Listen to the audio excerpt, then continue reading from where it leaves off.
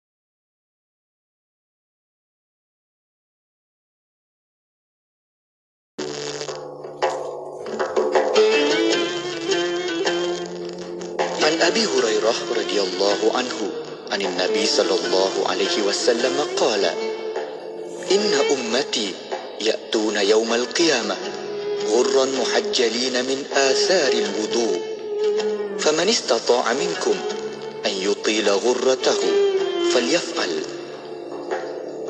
Daripada Abu Hurairah radhiyallahu anhu, Nabi sallallahu alaihi wasallam bersabda, sesungguhnya umatku datang pada hari kiamat dalam keadaan bersinar-sinar daripada kesan wudhu.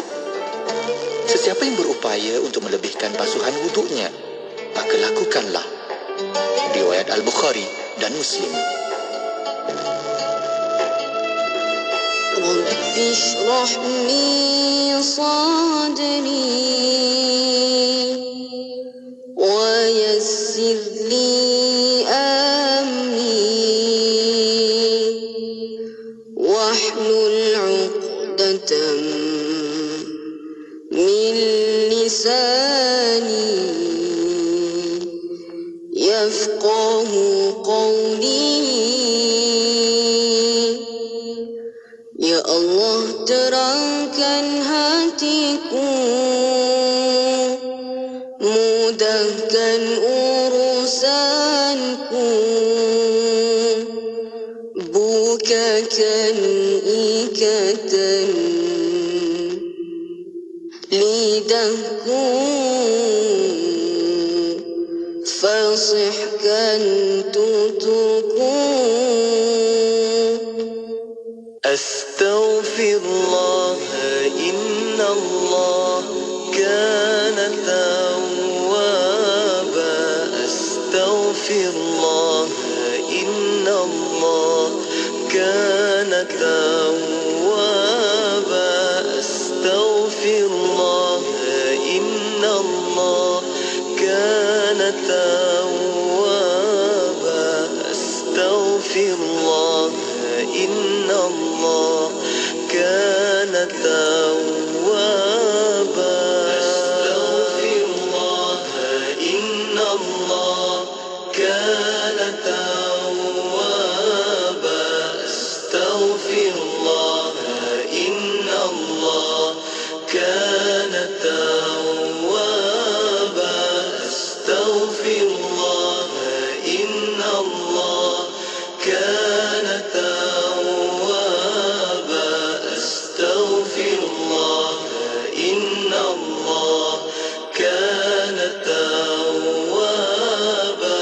Ku meminta, ku bermanja, ku rindui, ku kasihi, ku sanjungi, ku agungi, di hatiku kau abadi.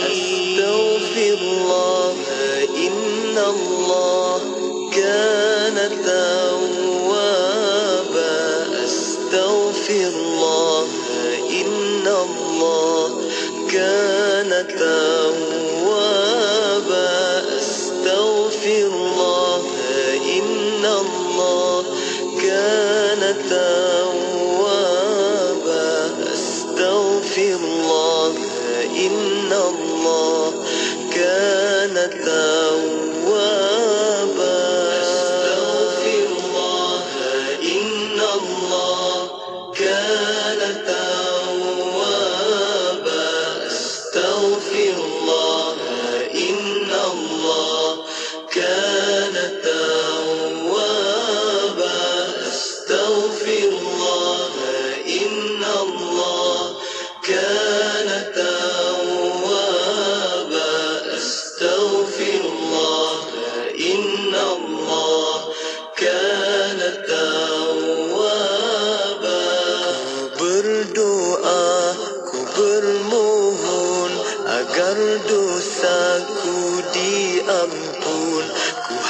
harapkan, ku panjatkan hidup dalam keredaan.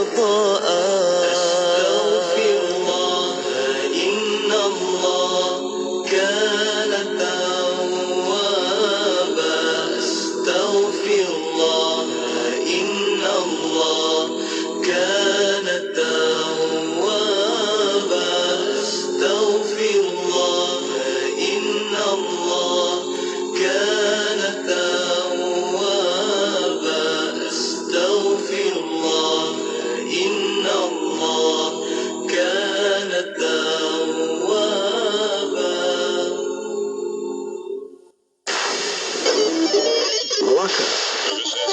Melaka 89.5. Ekspresi diikim inspirasi Inforia Islami 3 Mei 2023. Hari ini masih lagi bertemakan saya Nur Hayati Paradi. Bagi yang menyambut ulang tahun kelahiran, selamat menyambut ulang tahun kelahiran. Semoga Allah berkati kehidupan, Allah kurniakan keberkatan dalam segala usaha yang dilakukan serta usaha yang dilalui dan diberi oleh Allah Subhanahu Wa Taala. Hari ini kami di IKIM, kami menyambut ulang tahun kelahiran siapa?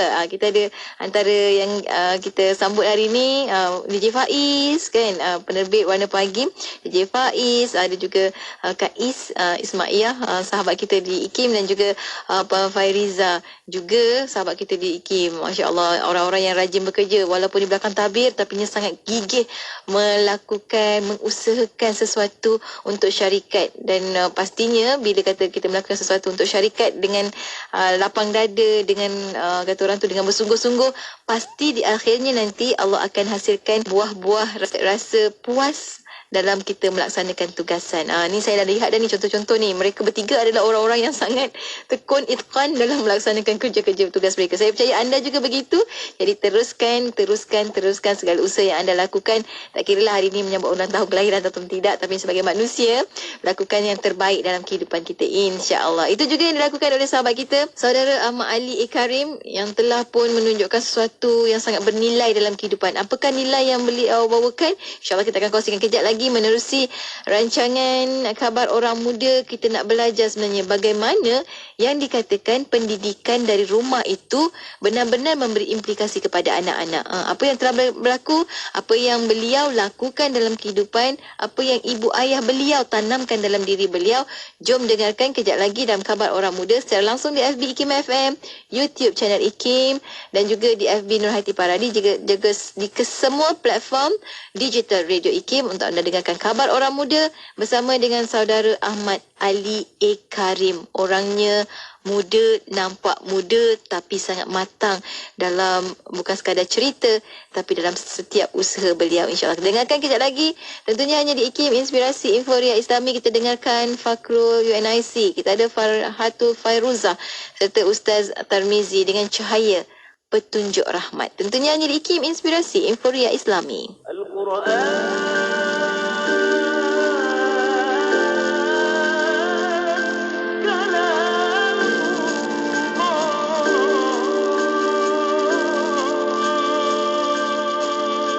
rahmatilah kami dengan Al-Quran.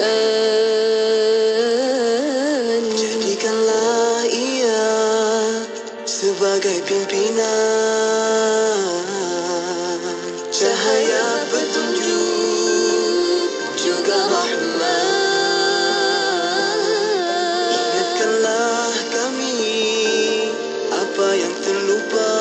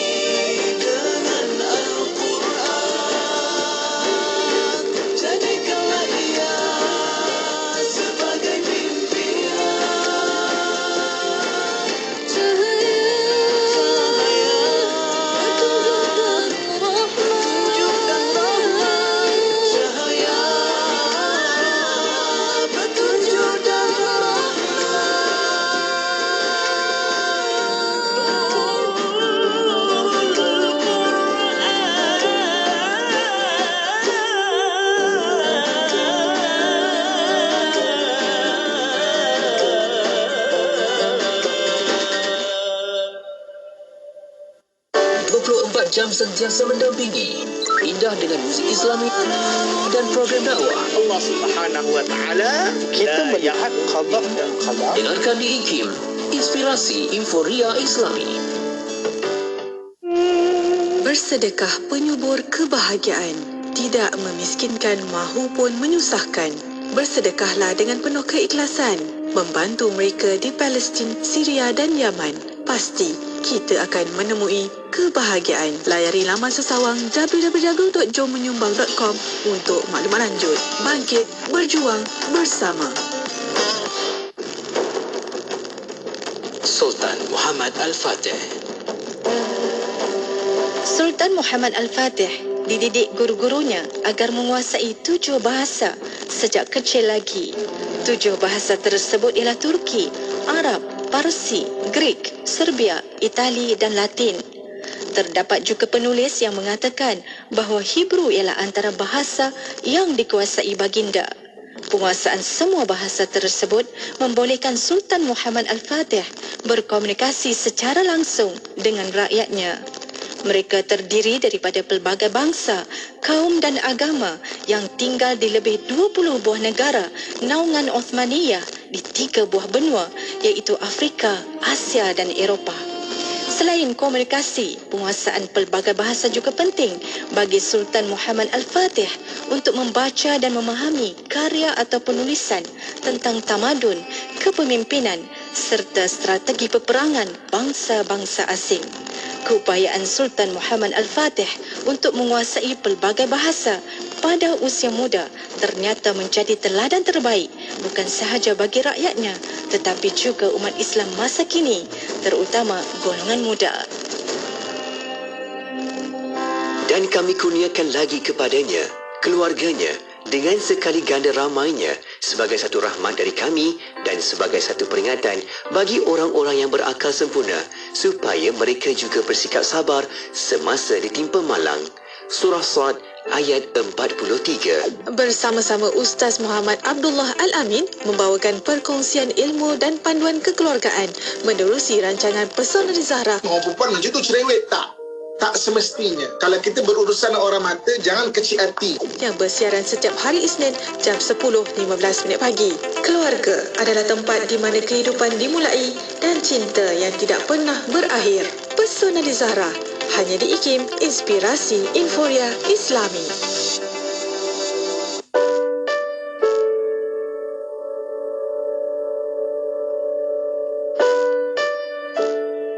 Sikap kita ini sebenarnya banyak terpengaruh oleh pemikiran kita. Kalau kita fikir positif, sikap kita insya-Allah positif. Kalau kita banyak fikirkan benda-benda yang negatif atau destruktif, begitulah juga cerminan sikap kita. Kalau kita nak wujudkan sikap yang berasas kepada akhlak Islamiah, sikap-sikap yang positif, maka dia kena bermula dengan pemikiran kita. Banyak daripada kita melihat cara kita berinteraksi dalam masyarakat itu sebagai bukan satu benda yang besar. Tambah lagi dalam era media sosial hari ini, yang mana interaksi kita dengan orang lain banyak berlaku secara virtual. Kita tidak bersemuka, kita tidak berjumpa, banyak menggunakan teks semata-mata. Jadi apabila berlaku seperti itu, maka interaksi sesama kita itu sudah menjadi impersonal, maknanya tidak ada hubungan yang langsung. Dan disebabkan itu juga, maka kesannya ialah akhlak juga semakin luntur. Dalam era yang mana kita boleh berinteraksi, berkomunikasi dengan mudah, dengan cepat, tanpa perlu bersemuka, datang bersamanya juga cabaran yang mempengaruhi sikap kita. Sebab itu kalau kita tengok kadang-kadang generasi muda hari ini, anak-anak kita, remaja dan sebagainya, seolah-olah tidak lagi ada adab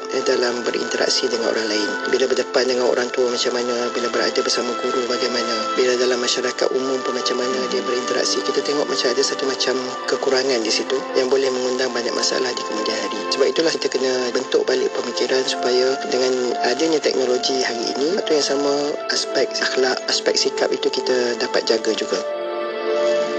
Ekspresi di IKIM, Inspirasi Inforia Islami bertemankan saya Nur Hati Pari. Perkongsian kita pada hari ini, kita teruskan lagi menerusi rancangan Khabar Orang Muda. Apa khabar orang muda kita? Hari ini bersama menerusi perkongsian kita ada orang memang muda. nampak wajahnya muda macam tu, tapi ni usianya 20 tahun tau. Bersama dengan kita ada saudara Ahmad Ali A. Karim. Assalamualaikum. Waalaikumsalam warahmatullahi wabarakatuh. Sihat Ali? Alhamdulillah sihat. Terima kasih banyak Ali sudi bersama malam ini untuk bersama dengan rakan-rakan pendengar kita. Bila sebut tentang Ali ni orang muda, tapi ni nak cerita tentang pendidikan.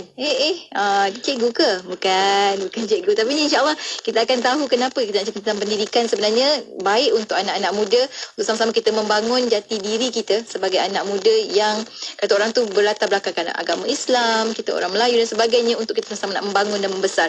Cuma sedikitlah kita nak kenal terlebih dahulu sebelum kita nak cerita tentang pendidikan tu kan. Ali, nama penuh Ahmad Ali A. Karim.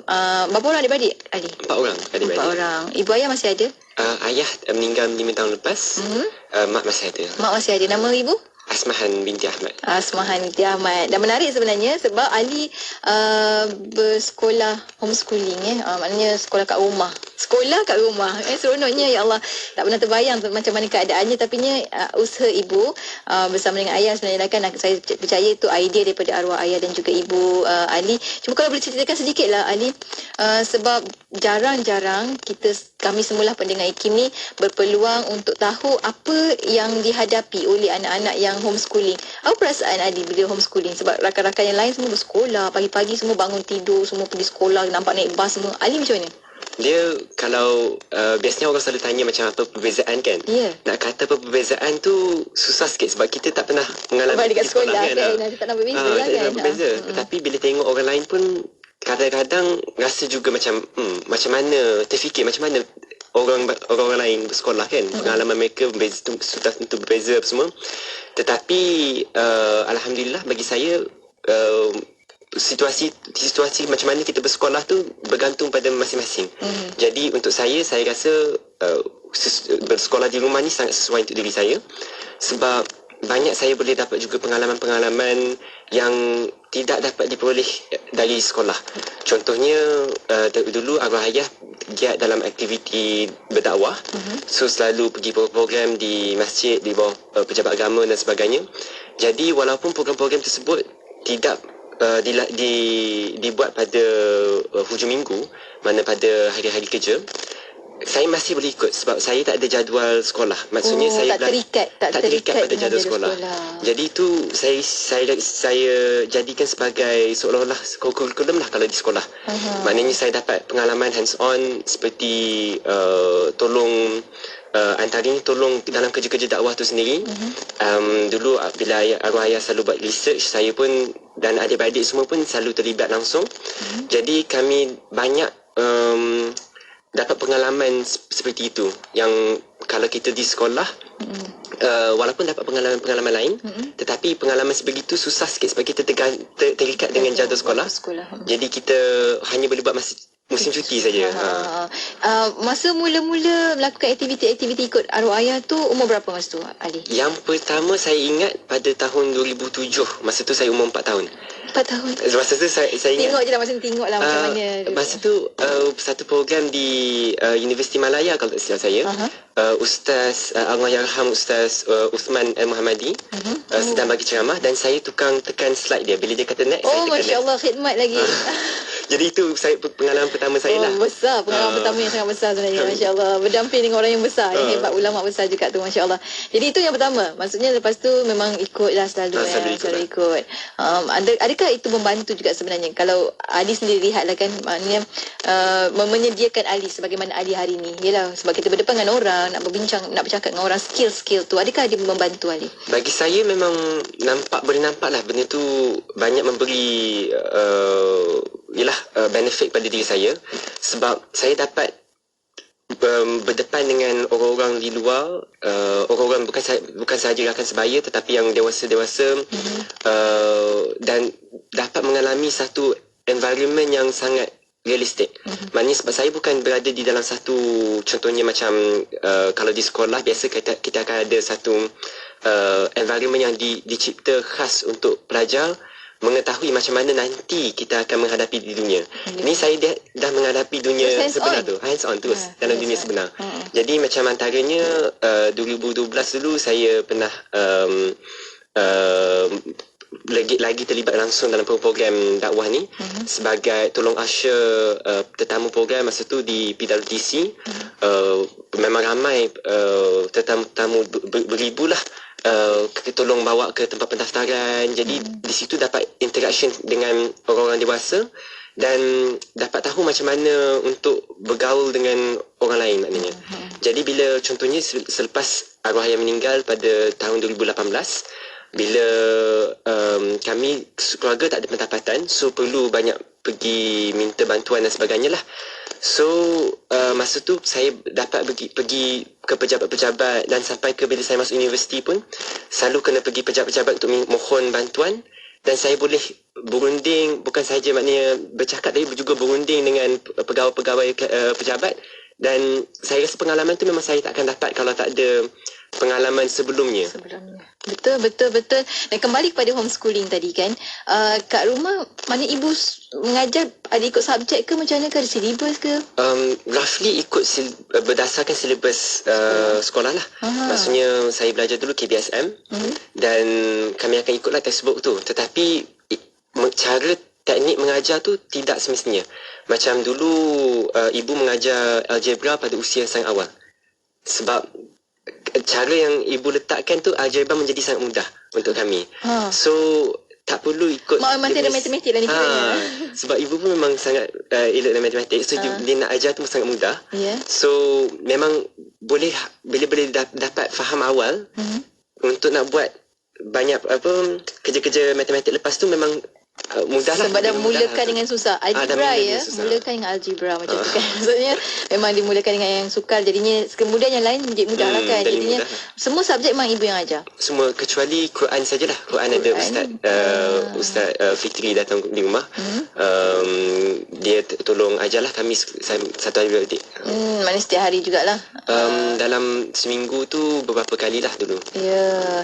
Dia satu lagi, tak tahulah, saya sebagai seorang ibu kan, dia satu lagi masalah, satu lagi cabaran dia bila nak mengajar anak adalah, satu, bolehkah anak ni pandai kan saya ajar. Keduanya, saya akan perasan macam anak akan manja. Kalau belajar dengan mak ni dia tak berapa nak, sebab dia manja kan dengan mak, tak nak kena marah, tak boleh nak marah. Jadinya tak menjadi. Macam mak sendiri, tak tahulah, saya tanya ni sebab anak kepada ibu yang mendidik dari sudut homeschooling, macam mana disiplin ibu ketika mengajar? Ibu very strict. Sebab memang dari dulu, dari kecil pun, walaupun saya ni bongsu yang selalu kakak selalu komplain sebab semua kakak-kakak lah atas. Kakak-kakak semua kat atas selalu komplain sebab selalu dimanjakan. Tetapi masih sangat strict. Macam saya pun antara yang saya buat sambil belajar tu menulis di blog saya. Menulis. Saya skill lah menulis bahasa Melayu, bahasa Inggeris. Asalnya saya menulis bahasa Inggeris, tetapi bila saya dalam lebih kurang 5-4 tahun lepas lah saya nak mulakan penulisan bahasa Melayu sebab saya tengok kita sudah ada banyak di seluruh dunia bahan-bahan penulisan dalam bahasa Inggeris. Jadi kita kekurangan bahan penulisan bahasa Melayu. Jadi saya sendiri pun sebagai orang Melayu tak banyak menulis dalam bahasa Melayu. So saya pun mula menulis bahasa Melayu. Dan alhamdulillah sekarang ni pun saya dah menulis di Akhbar Utusan setiap minggu. Ada satu kolom sendiri. Nama kolom pojok tu? Diary Remaja. Diary Remaja. Setiap Sabtu. Jadi sekarang masih lagi publish? Masih lagi. Jadi anda boleh baca hasil tangan daripada Ali di Utusan di pojok tersebut lah kan. Kena cari sebab sangat bernas sebenarnya. Ada 2-3 juga yang saya dah ditunjukkan. Jadi Masya Allah, memiliki idea-idea yang bernas, memiliki inisiatif. Saya suka bila Ali kata Ali kemudiannya ada inisiatif tulis di blog dan sebagainya. Itu bukannya boleh datang sendiri. Dia kena datang daripada cara bagaimana tabiat itu dipupuk daripada kecil. Dan insyaAllah nanti kita akan kongsikan macam mana sebenarnya kita nak membangunkan ini. Skill-skill dalam diri anak remaja yang belum remaja tapi kita nak bentuk supaya nanti remajanya mereka memiliki skill-skill ini yang ada keberdikarian. Boleh ada perkataan tu? Tapi macam itulah kan. Kita akan kongsikan lepas kita berhenti rehat seketika.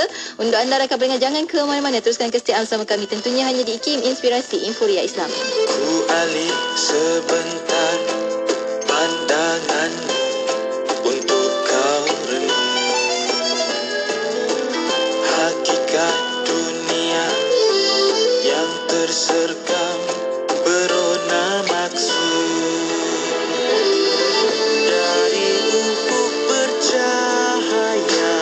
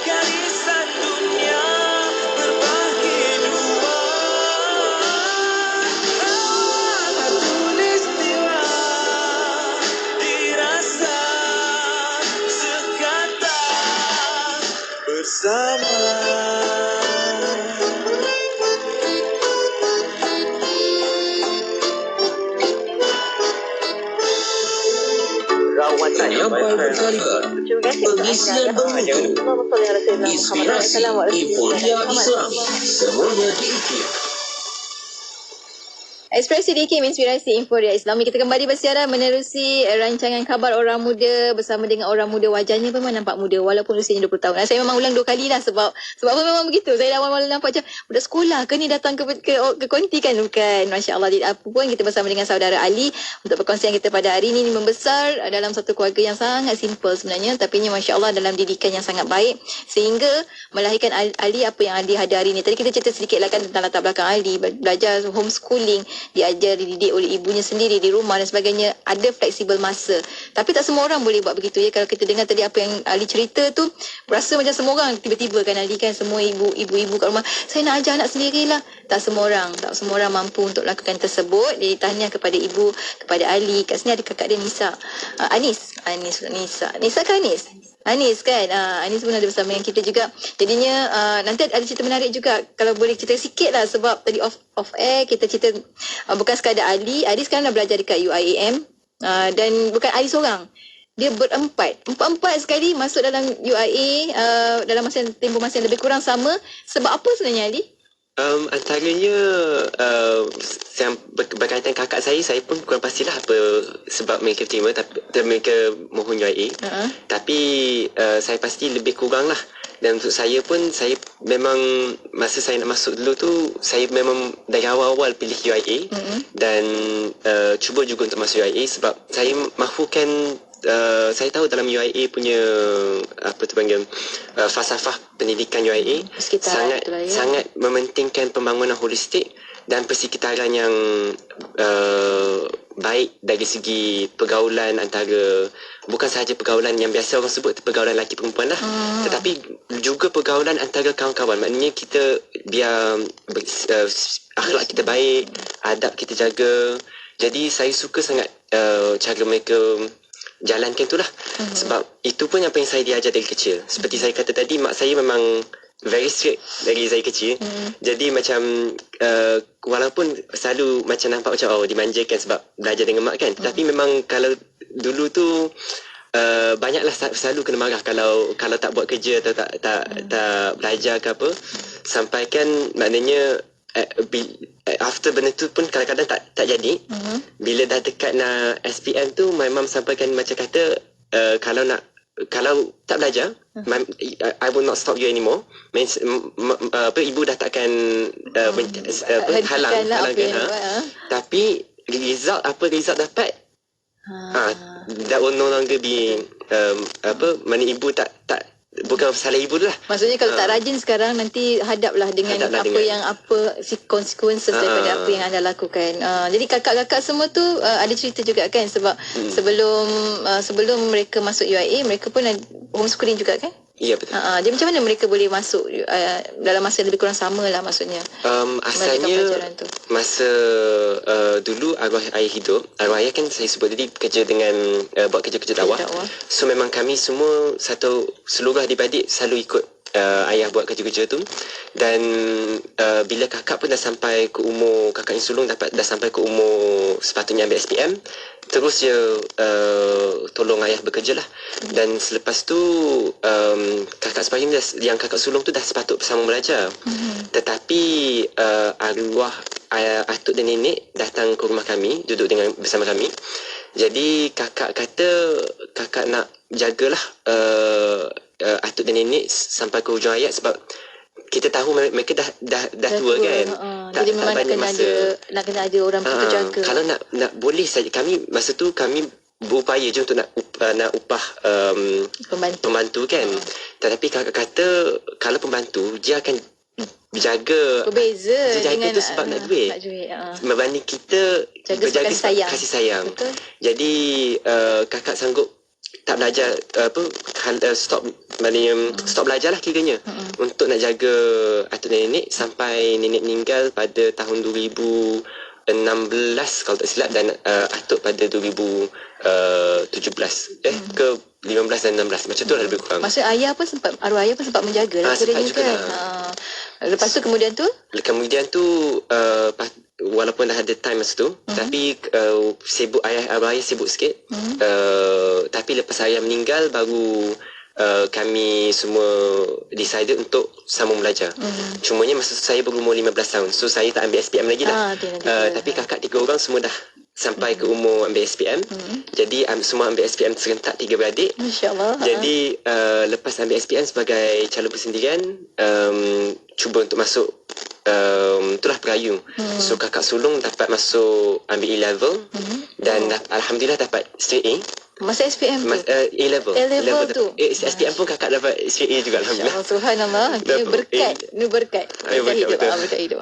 Dapat kakak yang sulung dapat straight A dan A-level, dia dapat straight A dan anugerah best student seluruh Malaysia dalam English as first language. Masya-Allah. Satu-satunya orang Islam yang terima orang Melayu Islam yang terima anugerah best student dalam tahun tu. Nama kakak? Aiman Amani Ismail Karim. Okey. Kemudian kakak kedua? Kakak kedua Aisyah Adina.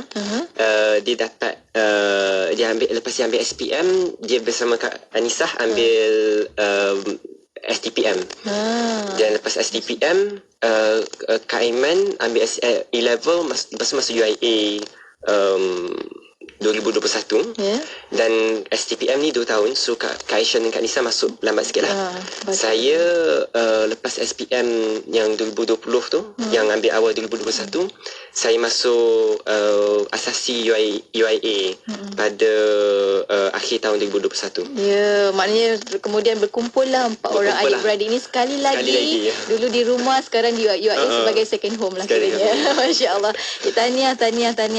Cuma kita kembali lah tadi kan, bila sebut tentang ni, saya bila lihat bagaimana latar belakang kehidupan bila dibesarkan oleh ibu ayah dengan cara yang agak berbeza daripada orang lain, saya rasa agak berbeza jugalah kan. Jadinya banyak manfaat nampaknya Ali dan juga adik-beradik dapat perolehi daripada apa yang diaturkan, dirancangkan oleh kedua ibu bapa.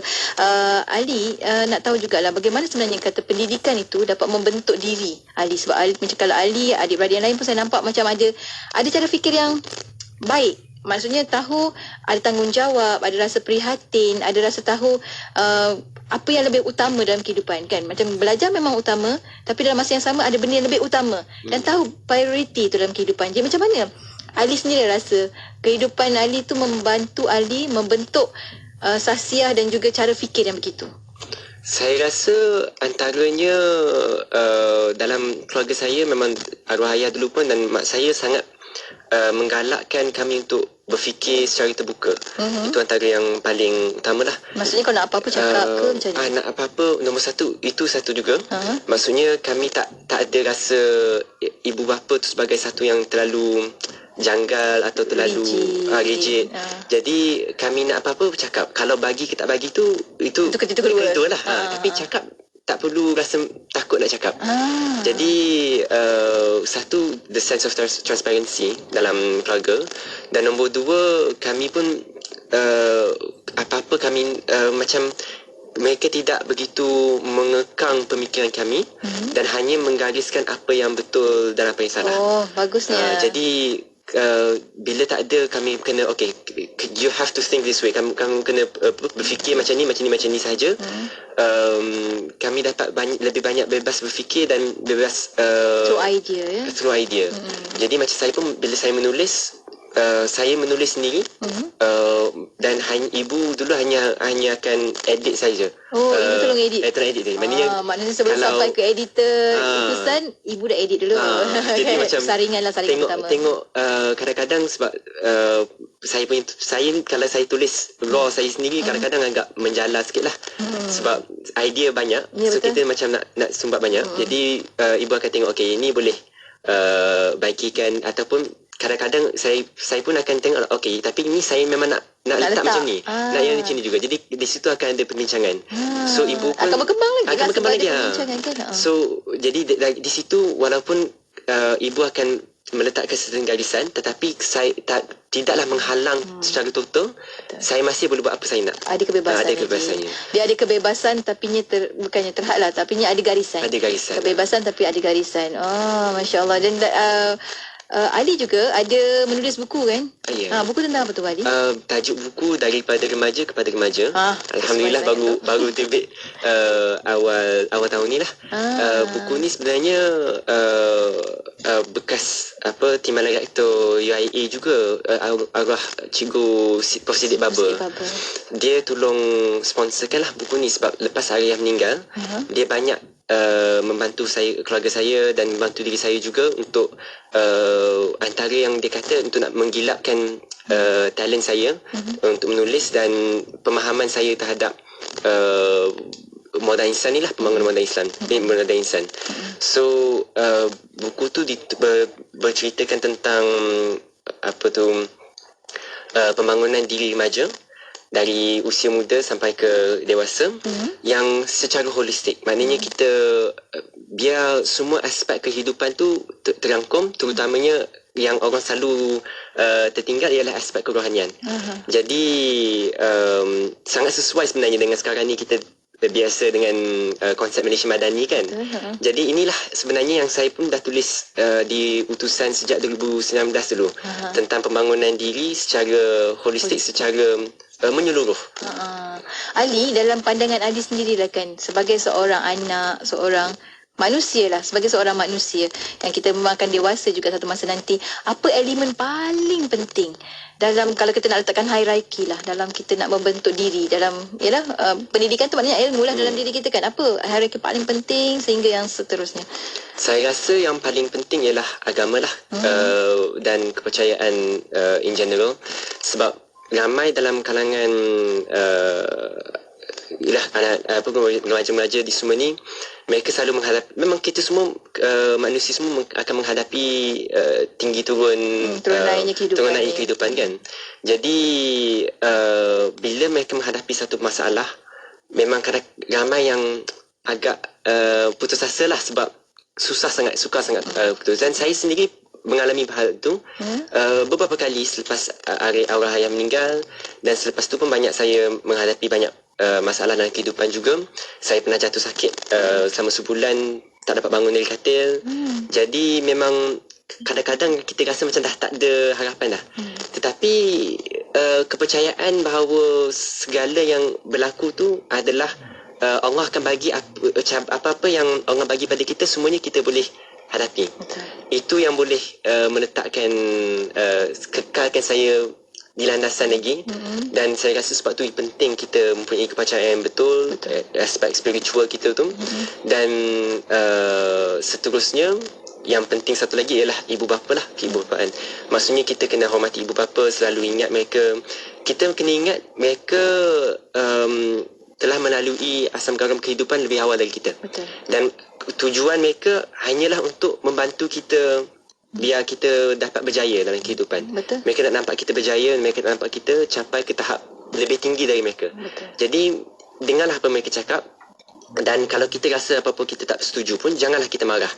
Janganlah kita memerontak. Anak muda kan. Biar maknanya kalau kita tak setuju apa-apa, biar kita berbincang secara sihat, maknanya. Kan matang lah. Tolonglah matang macam tu kan. Macam saya pun ini bukan sahaja di rumah maknanya, tetapi juga sebagai contoh di universiti. Bila saya masuk universiti, memang ialah macam-macam juga masalah yang kita hadapi. Saya pun sebagai anak yatim, sesetengah sistem sokongan pada asnaf ada kekurangan, dan saya faham sebab universiti bahagian administration mereka tak tahu apa yang pelajar rasa. Tetapi bukan bermakna pelajar patut memberontak, patut berguling di tengah jalan. Kita, apa yang saya buat dari asasi dulu sampai ke sekarang ni, saya akan berjumpa dengan pegawai-pegawai mereka dan berbincang secara cara tenang, bagi tahu ini komunikasi skill yang memang dah dia latih daripada dulu ni kan. Ni keluarkan baik semula tadi kan kiranya. Jadi saya pasti kalau yang mana yang menghadapi masalah untuk communicate pun, kalau kita pergi dengan tidak marah, kita hanya mengatakan okey, ini ada problem yang saya menghadapi. Mereka takkan marah kita. Mungkin adalah kalau ada 1-2 pegawai yang mungkin kurang tu, tapi kita boleh cari cara. Kita kena bersabar dan jangan terlalu terhegeh-hegeh nak melakukan perubahan yang akhirnya kita bukan berbuat apa pun. Betulnya konsep tu. Kalaulah semua orang ada pemikiran begitu, aman dunia. Ali, Allah Akbar. Tapi alhamdulillah, satu perkongsian yang sangat menarik sebenarnya Ali bila sebut tentang ni. Dan Ali baru-baru ni juga keluarkan artikel di Utusan kan. Jadi sebut tentang apa tu Ali? Yang baru ni Sabtu lepas saya baru keluarkan tentang kemanusiaan, iaitu pentingnya sifat kemanusiaan dalam diri kita. Dan ini berkaitan juga dengan apa yang kita cerita hari ni sebenarnya. Sebab kemanusiaan ni kita biasa tengok lebih kurang yang biasa orang tengok lebih kepada ke arah kebajikan kan, misi kemanusiaan, tempat banjir apa semua. Tetapi sebenarnya kemanusiaan itu kita perlu go to the kata dasar manusia. Manusia tidaknya seorang manusia tu, itu sebenarnya kemanusiaan. Jadi kita betul-betul manusia ke ni yang nak manusia ni? Kita nak lebih pada fokus pada sifat manusianya seorang manusia. Jadi apa itu manusia? Mesti ada rasa belas kasihan. Itu saya rasa satu ciri yang ramai dalam kalangan kita, terutamanya dalam alaf di mana kita lebih pentingkan aspek apa tu panggil material. Kita sering tidak melihat aspek belas kasihan ataupun spiritual dan sebagainya. Walhal benda itulah merupakan satu elemen penting dalam manusia. Asas tu. Ya, betul. Kalau sebagai contoh kepercayaan, orang yang tidak beragama pun mereka akan percaya kepada satu benda. Mereka percaya pada manusia lain untuk bantu. Ya. Dan dia akan ambil elemen apa? Dia akan ada elemen. Ya, kena ada elemen itu. Jadi terutamanya bagi orang beragama seperti kita beragama Islam, kita selain daripada percaya pada Allah, kita percaya juga tentang orang lain, dan di situ akan bina satu elemen belas kasihan. Dan jika kita betul-betul binakan hal tersebut, barulah kita akan dapat membangun satu generasi yang bagus. Sebab kalau kita tengok sekarang ni, kita selalu nak target kepada, sebagai contoh, kita nak mencapai kejayaan teknologi, nak mencapai kejayaan sains. Kita akan suruh anak-anak ataupun kita sendiri nak bergegas belajar subjek-subjek sains. Yang ni artikel saya minggu sebelum tu pula tentang kalau pelajar-pelajar yang dapat markah elok, selalunya dia akan disuruh belajar sains. Walhal sains bukan segalanya. Ramai juga yang sebut tentang agama, kita kena sains dan agama. Tetapi sains dan agama pun itu bukan semua. Takkan kita dua subjek tu saja dan subjek-subjek sastra dan sebagainya kita tinggal kepada mereka yang ada kata penting. Jadi kita perlu cover semua bahagian. Jadi bila kita nak kejar kepada kemajuan tu, jangan kita terlalu fokus pada yang material saja. Kita perlu tengok di mana kita sesuai di mana. Itu bagi saya lah yang kena belajar tahu letak duduk kita kat mana sebenarnya. Dan kalau kita hanya mengejar pada kejayaan seperti sains semua tu, kita betul kita akan dapat kejayaan tu, tetapi berapa lamakah dia boleh bertahan? Akan bertahan. Sebab kita generasi kita dah berjaya dalam aliran sains. Tetapi generasi seterusnya, kalau kita tak tanamkan sikap tu dalam anak-anak, anak-anak kita akan tengok, oh, ini kemajuan yang ibu bapa dah dapat, dan mereka tak macam tak menghargainya. Kalau mereka menghargai pun, mereka tak tahu apa yang peranan mereka, apa yang mereka patut buat. Jadi akhirnya apa yang kita dah bina akan rosak saja. Macam nak sustain. Itu yang ironinya, sebab kita selalu sebut tentang sustainable development, tetapi even the sustainable development goal atau matlamat pembangunan mampan tu sebenarnya tidak sustainable kalau tanpa aspek kerohanian. Ini sebenarnya apa yang Rektor UIA sebut juga dalam program orientasi baru ni, tentang bagaimana kita perlukan benda ni biar boleh sustain sebetul-betulnya dengan elemen kemanusiaan. Ya, manusia ni kalau hanya raganya yang bergerak, tak ada jiwa, dia tak jadi manusia. Dia macam mana nak membangunkan sebuah negara kan? Penting sangat rohani tu. Dan ya, Masya Allah, kita dah jauh juga ni, tapi ni banyak sebenarnya. Semakin lama semakin menarik, sebab kita dah sampai juga tahap macam bagaimana kita nak meraihkan perasaan orang kan. Orang gembira kita kena gembira, orang sedih kita kena sedih. Kadang-kadang orang tak tahu, ada orang yang tak pandai nak meraihkan perasaan-perasaan tersebut, yang menjadikan mereka kurang kemanusiaannya. Kita berhujung-hujung juga ni Ali, Allah berapa masa kan bergerak laju sangat. Tapi ironi jugalah kan. Kadang-kadang kita ni ironi rasa masa cepat berlalu, tapi kita tak menggunakan sepenuh sebaiknya. Betul. Itu pun satu benda-benda yang kita kena fikirkan. Sampai hujung ni sedikitlah pesan-pesan nasihat Ali juga kepada rakan-rakan yang sebaya Ali, mungkin yang kawan-kawan kita lah, untuk sama-sama kita nak jadi insan yang betul-betul memberi manfaat kepada umat yang lain. Silakan. Saya rasa antara yang paling penting sekarang ni sebab disebabkan globalisasi dan bagaimana peredaran dunia sekarang, antara elemen yang sering dilupakan ialah keluarga lah. Jadi biarlah kita rapat dengan keluarga, biarlah kita hormati ibu bapa. Bagi orang mereka yang tiada ahli keluarga macam saya pun, tiada ayah saya dah meninggal, kita ingatlah untuk doa pada mereka, kerana apabila kita doa kepada ibu bapa kita tu, Allah akan bagi ganjaran pada kita semula. Jadi bila kita ingat pada ibu bapa, jadi kita doa pada ibu bapa kita, doa untuk ibu bapa kita, insya-Allah kita in the first place kita akan rasa lagi tenang, kita akan mengikuti mereka, dan kita mesti strive untuk menjadi insan seperti mereka. Dan seterusnya yang penting lagi ialah elemen kesabaran lah. Seperti saya kata, kita selalu tak sabar. Apa-apa berlaku kita macam nak kejar nak cepat kan. Jadi kita mesti sabar. Apa yang ujian yang timpa kita, kita segalanya mesti kita boleh melalui. Dan seperti apa yang saya selalu dipesan dari dulu pun, jika kita ditimpa ujian yang sangat besar, maksudnya ia sedang menjadikan kita lagi hebat daripada teruknya ujian itu. Kan kita nak membesarkan kita lagi. Nak membesarkan kita nak naikkan darjat kita. Itulah. Masya-Allah. Sebab itulah ada pintu khusus untuk orang yang sabar, pintu syurga untuk orang yang sabar, sebab susah.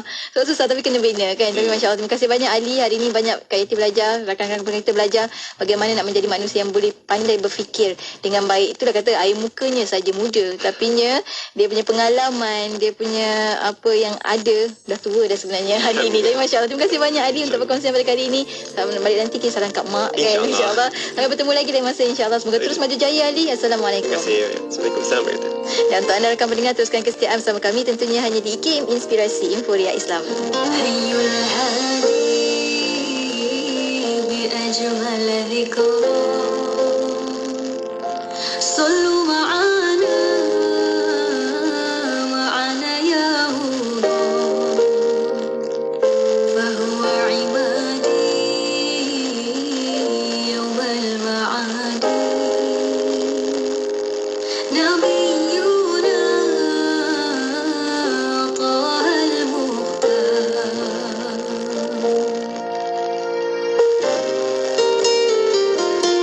ayyul hadi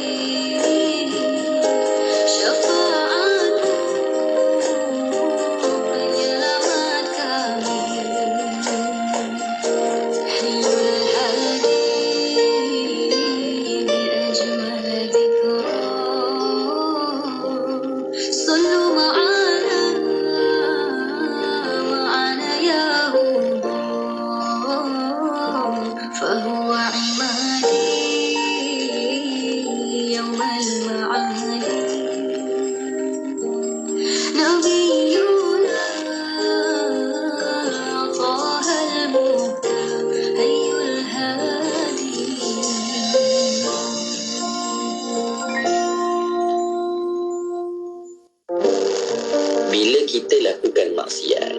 Jangan tengok ke belakang. Oh, saya ni nak buat macam mana? Allah takdir dia macam tu. Saya reda je lah. Ada orang yang macam tu. Tak boleh macam tu. Tapi bila mana kita melakukan maksiat, kita kena tengok ke depan. Kalau kita nak lakukan maksiat, ingat azab Allah tu pedih. Adab adalah hiasan paling indah, peninggi diri dan juga maruah. Perkongsian Bicara Adab bersama Ustaz Salahuddin Harun setiap Selasa 9 malam hanya di Game Inspirasi Inforia Islami.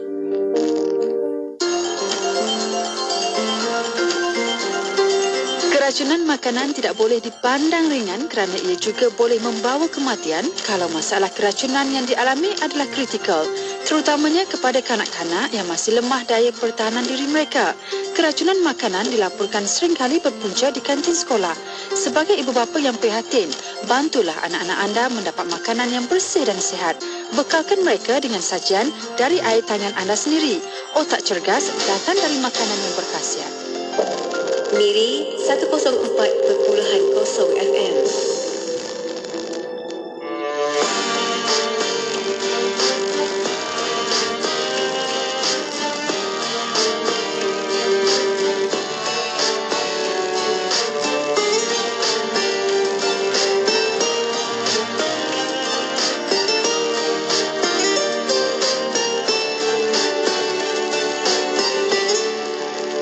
Rasulullah, perjuanganmu mengharungi jalan penuh berduri.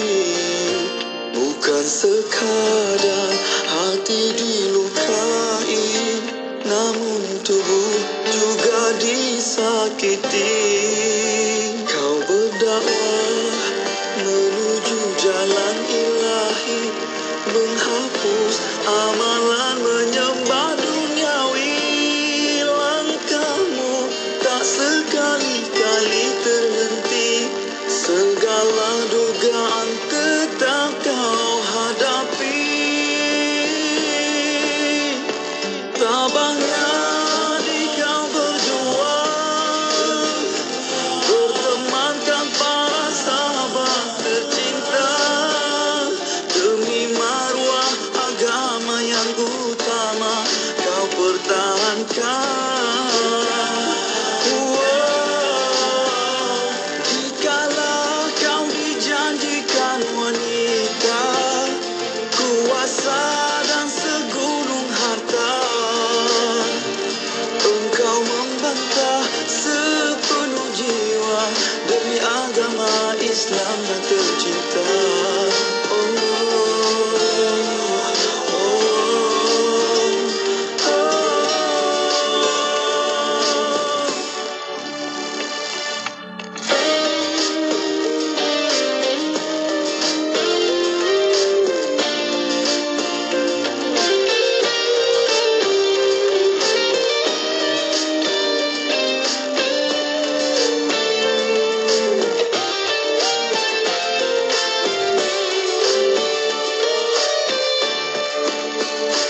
Sepanjang usiamu kau korbankan demi melihat umatmu berjaya, membawa Islam ke arah kejayaan. Tabahnya di kau berjuang, bertemankan para sahabat tercinta, demi maruah agama yang utama kau pertahankan.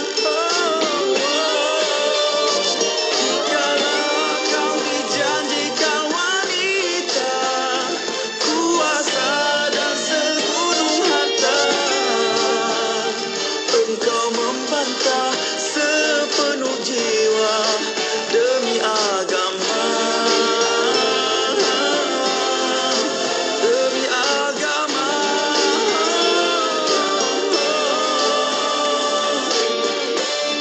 demi agama.